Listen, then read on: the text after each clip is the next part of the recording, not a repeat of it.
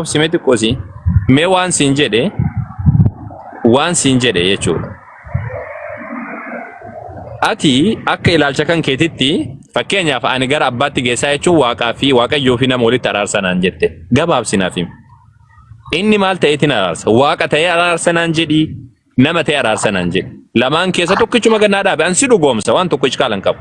Naaf ibsuullee kan kellee itti naajoon maaliif jennaa yeroo biraadha ta'uu danda'a. Amma kan ajame akkatti matana qofa. Maaliif siin jedhe si fakkaate? Yoo ati fakkeenyaaf amma waaqayyoo fi waaqayyo si biratti waaqayyo tokkicha qofa. Waaqayyo abbaa qofa.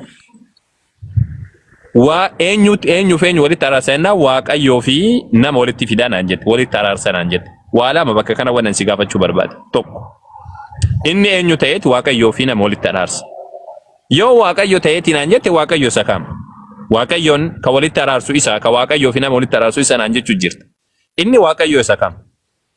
Innuyyuu waaqayyo ufitti araarsa naan jette sun ammoo dubbii san wajjin hin deemu. Ufitti araarsa naan jette. Lakki waaqayyo biraa wajji innillee waaqayyo biraa wajji walitti araarsa naan jette ammoo waaqayyo biraa wajji walitti araarsa naan jette waaqayyo lama ta'a. Waaqayyo lama gochuun ammoo dhowwamaadha. Dhowwamaadha macaafa keessatti. Cubbuun agasiidhaan jiru. Abboommi rabbi cabsu.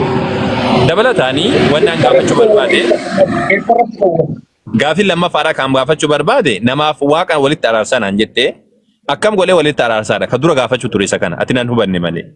Akkam godhee walitti araarsaadha. Akkam godhee walitti araarsanaan jedhu takka waaqayyoof akkana godhaa jedheetiin namaaf waaqayyo walitti araarsaadha. Atammoo kan jechuu jirtu du'eeti walitti araarsaa akkasin dubbanne jitti. Durumarraa kaasee waaqayyotti amanaa natti amanaa jedhe. Eegaseen ammoo waa'ee mana waaqayyoodha mana abbaa koo keessa jedhee dubbate. Sanboodaan ammoo Filiphosiin jaratti waa hime.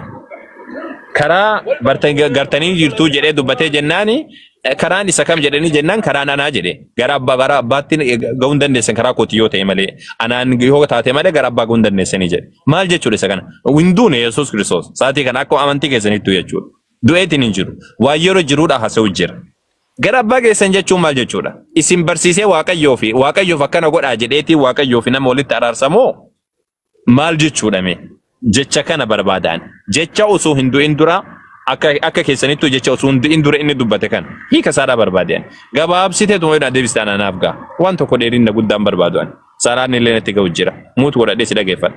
Yoo ammoo kolfa kiyyaa seeqachuu kiyya ka jibbitu taate viidiyoo kiyyaan cufa kunoo. Ayyee dubbadhamu. Ayyee galatoom. Gaafiin jalqabaa Yesuus waaqa wajjin nu araarsa gaaf jennu nama ta'eeti moo waaqa ta'eeti lamaan keessaa deebisnaan jettee moo maal ta'ee araarsa naan jettee qara deebiseera. Meebii wanta an deebisaaru yoo siif hin fudhatamne I don't know garuu ammas irra deebee kan jedhu Yesuus Kiristoosii ilma waaqayyooti. Ilma waaqayyoo ta'uun isaa waaqayyo abbaa miti garuu ilma waaqayyooti. Ilma waaqayyoo ta'uun isaa waaqummaa guutuu qabaachuu isaa mul'isa. So guutumaan guututti waaqaa jechuudha takka. Lammaffaa eenyummaa namummaa dhufee Maariyaam irraa gaaf dhalatu qabaata. San jechuun nama ta'ee jechuudha. Isaa san kitaabni qulqulluun gaaf ibsu Qolaasiyaasii boqonnaa 2:9 irratti guutummaan waaqummaa isa keessa hin jiraataa jedha. So guutummaa waaqummaa namummaa Yesuus Kiristoos keessatti argamee fi yookiin guutummaan waaqummaa namummaa Yesuus Kiristoos keessa ta'eeti akkasitti Yesuus Kiristoos waaqummaa guutuu parsantii 100 namummaa guutuu parsantii 100 qabateeti namaaf waaqa walitti araarse takka gaafii tokkoffaatiif yoo ilama asirratti yoo deebiin kiyya siillee gale siillee hin galle gaafii na gaafachuu hin dandeessu. Deebiin isaa garuu kana. Lammaffaa akkam godheeti namaaf waaqa walitti araarsa. Ati waan si gaafa dheedhistee waan biraa haasoftaate nama guutuu waaqa guutuu sanitti deebinaa boo yeroo biraadha. Abiigu ati nama hubachuu hin dandeessu wallah. Awwan isin jedhe waan tokko gaddaadha. Waaqummaadhaan nama geessa moo namummaadhaan gadi geessa? Mee tana gadi dhaabime. Dhugaa. Ustaaz dhaggeeffadhu. Dhugaa. Fagoon deemee mee dhaggeeffadhu mee. Abiigo mee gadi murime nama guutuu waaqa guutuu jettee jirtame Abiigo. Awwal. Mee akkas jettee jirtami naa deebisime. Nama guutuu waaqa guutuu jettee jirtami. Lamaan keessaa kamiin gara waaqayyo abbaatti nama geessa? Amma barqarallee si tuqeera. Karaa kamiini yoo jette namummaa qofa yoo jenne ergamoota jedhanii namoonni dhufan baay'een ergamoota ta'anii namoonni dhufan baay'een ofii isaaniitii yoo fayyan malee waaqayyo wajjin nama geessuu hin danda'a. Inni waaqummaa guutuu waan qabuuf waaqummaa isaatiin waaqa wajjin, namummaa isaatiin nama wajjin interaakti godhee waaqaaf nama walitti fida. Takka gadanaadhaa bikaati waaqummaa isaatiin waaqayyo abbaatti nama geessa moo namummaa isaatiin waaqayyo abbaatti nama geessa? Lachuu beenyummaa isaa keessa seeneeraa siin jedhaa Qolaasiyaasii 2:9 lamaanuu wal ta'anii namummaa isaatiif waaqummaa isaallee wal ta'aniitiin waaqayyo abbaatti nama geessan jechuudha. Waaqummaa isaa namummaa isaa keessa qubatee jedha. Dubbisteetta miti kitaaba qulqulluun Qolaasiyaasii 2:9 dubbisteetta. Eeshi amma mee wanna siin jedhe waaqummaa fi namummaadhaan walii galanii waaqummaa fi namummaan illeen gara waaqayyo abbaatti nama geessan jechuudha.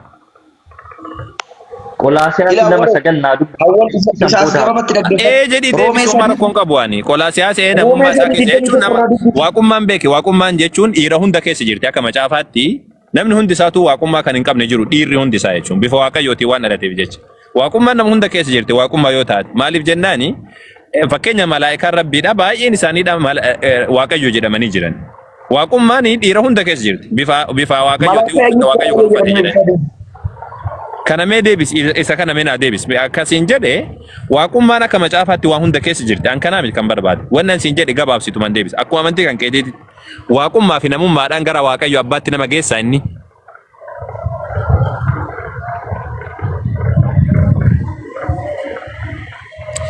Waaqummaaf namummaa gaaf jettu adda footeettamu an ka jedhe lakki walumatti qabeetiin walitti qabeetumaan jarri lamaanuu wal ta'aniiti gara waaqayyo abbaatti nama geessanii eenaan jedhe. Maaliif hin jedhe waan jechuun qabu. Ilame. Eeshi miti naan jedhe. Hayyee abdiitti dhiisime abdii yeroo takka. Abdiitti dhiisime. Hayyee abdii dubbadhu. Ira obboleessa kiyya awwaloo. Waan tokko namni wal dhaggeeffatee yoo dhugaan eenyu akka ta'ullee namni wal dhaggeeffatee walirraa barata malee atamma yeroo baay'ee hin qoostullee ananaaf hin galu garuu gaafii atamma isa gaafattoota irratti yoo siin deebisu Roomeen 3 lakkoofsa 21 irraa gaatee gadi yoo dubbistu 23 irratti maal jedha hundinuu yakkaniiru ulfinni waaqayyoo sirraa hir'ateera jedha. Hundi isaanii yakkaniiru ulfinni waaqayyoo sirraa hir'ateera jedha. Waaqayyo eenyudha? Waaqayyo abbaadha. Abbaadha miti? Ama walii galala. Hunduu hir'ateera ulfinni waaqayyoo sirraa hir'ateera jedha gaafsan waaqayyo abbaadha.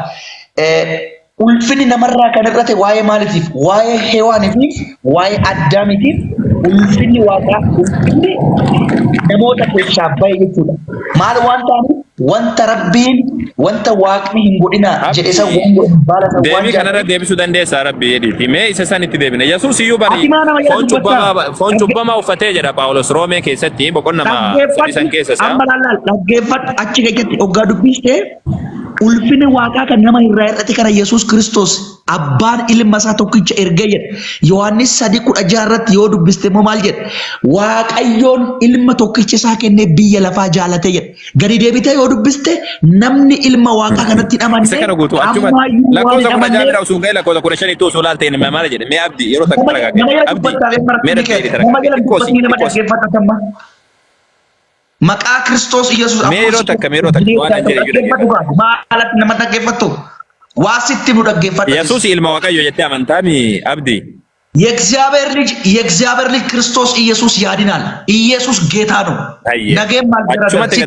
አማ ይሰታና ሚቲ ሲንጀሩ አማ ኢናቡ ነው ደገፈት ሲማኝ ደገፈት ሲተኒማ አትማዳቱ እንዴ ነደገፈት ዋናን እንዱበት ነደገፈት ዋናን እንዱበት ሜ ዋና ጎዴ ሜ ጥቆሲ የሮ ተከ ሜ ሚራ ኬሳ በጂ Wangeelli waan jedhu beektaa ilma waaqaa kanamiti wannan masuuju kanamiti awwal isin lachuu callisaa takkaffaa abdii wangeellis akkasitti himamu atis sirrii hin jirtu awwal waan fedhe yoo jedhe ati yoo dhugaa harkaa qabaatte dhugaan si harka jirtu waan baddu takka hin qabdu takka akkas awwal atillee deebii ati barbaaddu qofa namni akkasii deebisu eeguu hin qabdu. Akkana qofa barbaada abiiko wanni tokko wanni jiru beektaati marii keessatti yeroo mari'adhu akka lamaan mari'adha. Yeroo marii gad dhaabbataadha fakkeenyaaf amma hiwaara jedhan dhugaa arbifaan hiwaara jedhanii hiwaara jechuun marii akkanumatti deemsisan marii akkanuma deemsisanii jechuun afaan irratti walirraa fuudhaa wal hubachiisaa akkasitti deeman. Kun ammoo Kun ammoo kani mari wanna qabataniitiin eenyu kana yeroo qabataniitii daqiiqaa wajjin haasawan yaada ofiidha guutuutti ibsatanii. Lama wal keessa oofuun barbaachisu. Amma sa'aatii ani gaafadhu fakkeenyaaf amma yoo waan tokko gaafadhe waan an jedhe sani deebii bareedaa irratti kennuu barbaachisa. Amma duratti fakkeenya waan an jedhe si gaafadhe inni Yesuus gara Waaqayyootti nama geessaa naan jedhe. Waaqayyo sun kamne Waaqayyo abbaa akka ta'e walii galle. Anilleen si mormine sagal abbaa akka waan jedheef jecha. Dabalataan inni akkamiin nama geessaa jennaan ati inni aarsaadhaan nama geessaa ani ammoo san irratti waliin galle. Maaliif jennaan Yesuus Kiristoos akkaataa itti gaafatame akkaataan barsiise irratti illee waa wal dhabnuuf jecha waan macaafaa wal dhabuuf jecha akkaataa itti jette jechuudha. Dabalataan inni waaqummaa fi namummaadhaan geessamoo namummaa qofaan geessamoo waaqummaa qofaan geessamoo sadiin keessaa isa kamiin geessaa jennaan namummaa fi waaqummaan illee adda hin baanii naan jette. Tayyib lamaaniin geessaa naan jedhi siin jedhe. Hin jedhu naan jette. Tokkichaan geessaa jedhi siin jedhe. Hin jedhu naan jette. Sadiinuu erga hin jenne ammoo baay'ee rakkisaadha akkasitti. Isa kanaan kaa si gaafadhe. Akkana goonuu amma dhimma kanarratti ani fachi laayivii seenneeti daqiiqaa murtaa'e wayii nuuf kennameeti daqiiqaa san keessatti akka ati barbaaddutti osoo hin taane akka bifa ifa galaa ta'een atis gaafii barbaadde gaafatteeti. Anis ammoo deebise. Yoo marii taate yoo mariidhaaf gahaa taate si wajjin lallaalee erga sani mariidhaaf hin seenna malee sin gaafadhu gaafsan barsiisa itti bufna malee. Dhugaan immoo ilma waaqatti yoo muyyuu jechuudha dhugaan ilma waaqatti Yesuus Kiristoos maqaan isaa bara baraan kan ulfaate haa ta'u. Leenca Yihudaa mootii nagaa. Yoo yaada isaa keessa boqonnaa dhugaa isa yoo yaaddu boqonnaa sitti dhagahama keessi keetiin nagaa argata. Ameen abdii koo eshi hayyee. ايش امين امين يبارك اسمه اسكا زلالم يبارك ابو امين يبارك هاليلويا طيب ايش لا لا بتدبنا آمين جنة هاليلويا جنة متى خلاص أما لله بديسيت إن شاء الله سوت إتنا إمتى ما كرادا لغة جرينة جتشو يسوع كريستوس دبته جرا أنا اللي أكاد لغة جرينة تي كراكتا يعني سيمورمو سو كرادا لغة جرينة جتشون كن مال جتشو رمي أدنى بس سوت جديتي يسوع كريستوس أني كرادا جتشون أني أبا جتشو رمو مو أنا مالجرا واقعي أتكلم إندن ديسان جتشون مال جتشو رمي كنا نايبس Okay. Akka soo ta'ee dubbiin sagalee waaqayyoo yoo dubbatu eenyu illee yoo dubbatu akka dubbii sagalee waaqayyootti yaa dubbatu waan jedhuufi iddoo na jiru xammaan wangeela na bira jiru wangeela keessaa sitti mu danda'a tamma yookiin wangeela namni wangeela of harkaa qabu yeroo kana namni keessa jiru namni dubbisu ta'u wangeela keessa sitti mu tokko tokkoon jechuudha. Yesuus Kiristoos akkamitti akka fayyisu Yesuus Kiristoos akkamitti karaa ta'e Yesuus Kiristoos akkamitti akka waaqa ta'e wangeela keessa isinitti himu. أني طيب ركون قبو أني واقم ما صار لي ركون قبو بر واقم متستين جنة سني تدي بنا سوتا جنيني وان والقافن كفر الدبنا قرب رانديم نجتشودا أني يوهان ركون إنجلو أنو سيدو بس أبشر يو برباد فيديو دان يو برباد أكتر سيدو بسان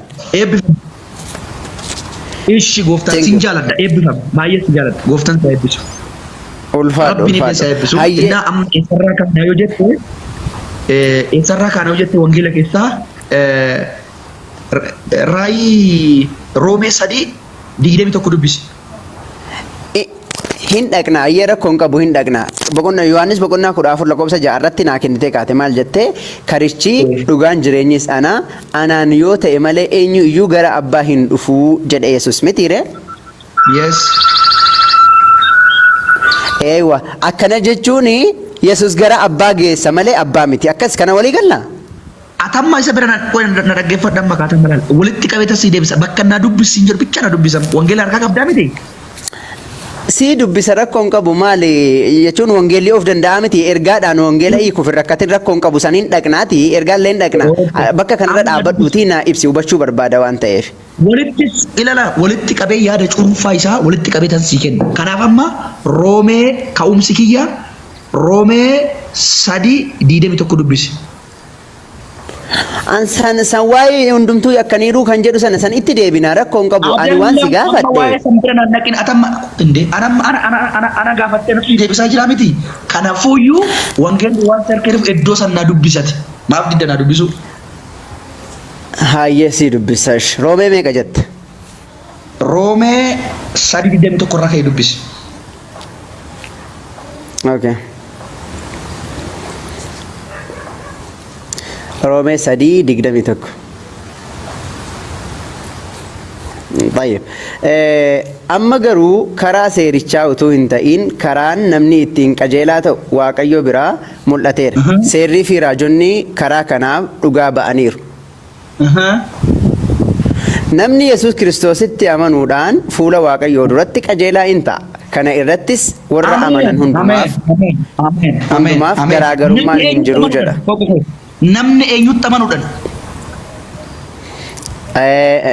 namni Yesuus Kiristoositti amanuudhaan fuula Waaqayyoo duratti qajeelaa hin ta'a jedha. Yesuus Kiristoos maal ta'uusaa amanuudhaan. namni eenyutti amanuudhaan jedha. Yesuus Kiristoositti amanuudhaan maal ta'a jedha.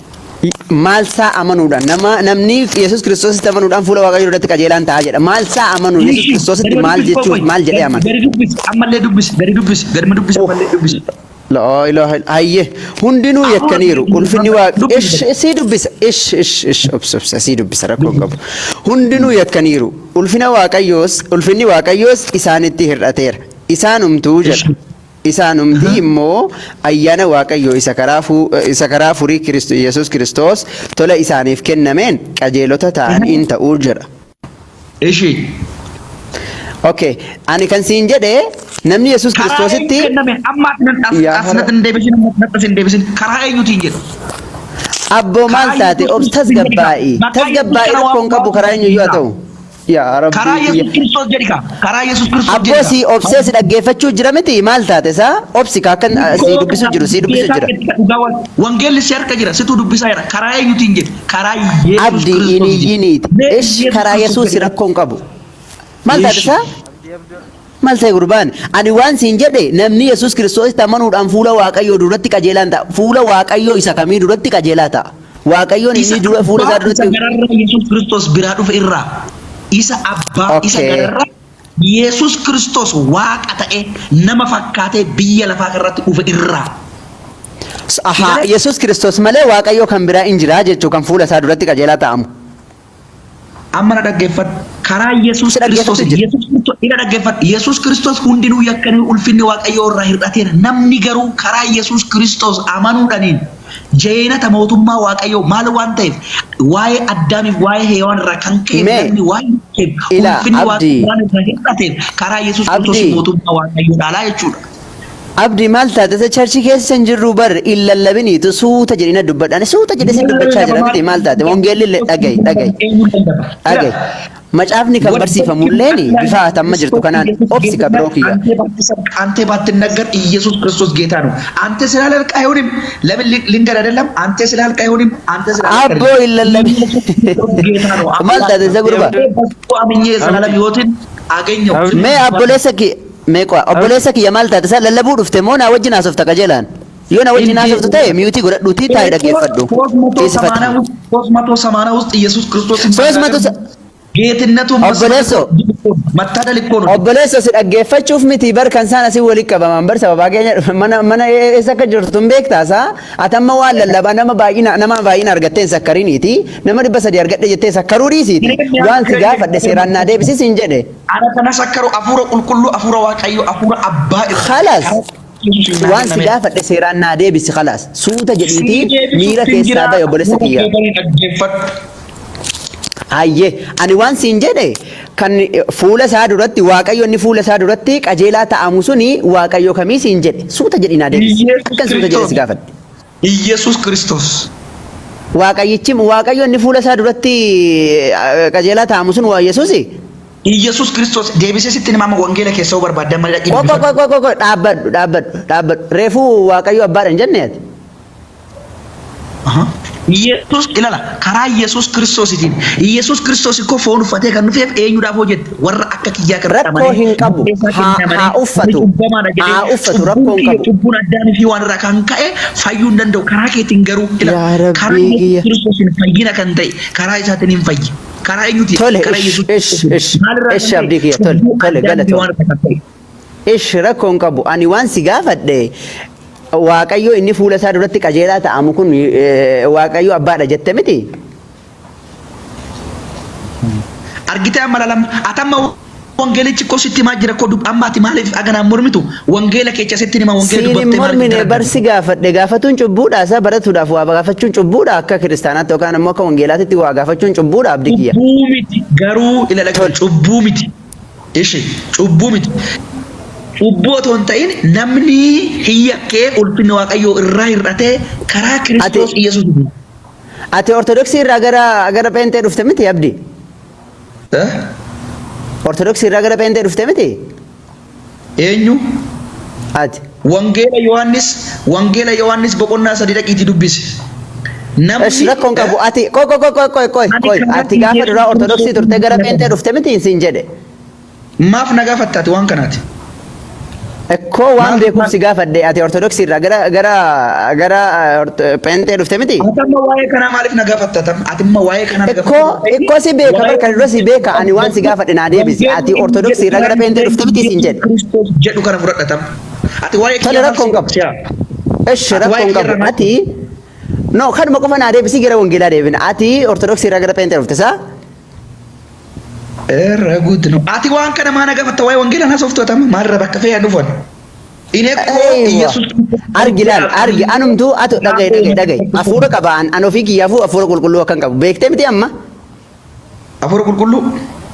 Eeyyee. Namni ila dhaggeeffadhu wangeela keessatti kunillee sitti nima dhaggeeffadhu namni hafuura qulqulluu Yohaannis 3 dhaqee dubbise Niqodimoos namni jedhamu namni beekan namni nan beeka jedhu namni Yihuudoota barsiisu gara Yesuus Kiristoos dhaqee ati abbaarraa waaqarraa akka dhufte beeka.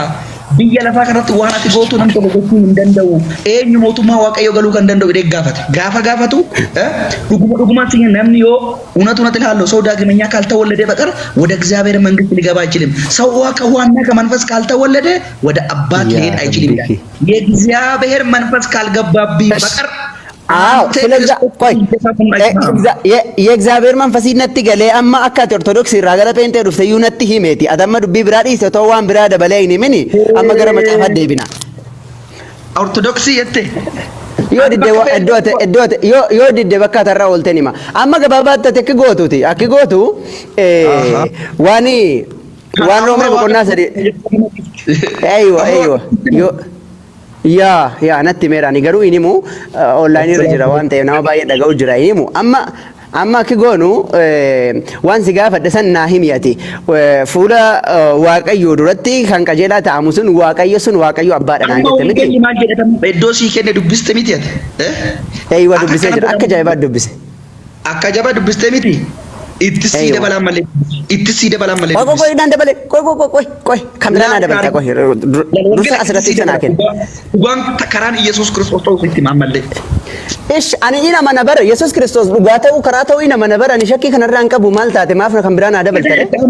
Amma maaliif dhagaye sitti nima dhagaye Maatiyoos 10:32 irratti Yesuus akka jedhe. Ati Yesuus Kiristoos dhugaa ta'uudhaaf ragaa naan kennin akkanumaan si amanaan hin beeka. Karaa ta'uuf dhugaa ta'uu isaa kan biraa ragaa naan kennin anuu hin beeka rakkoon hin jiru.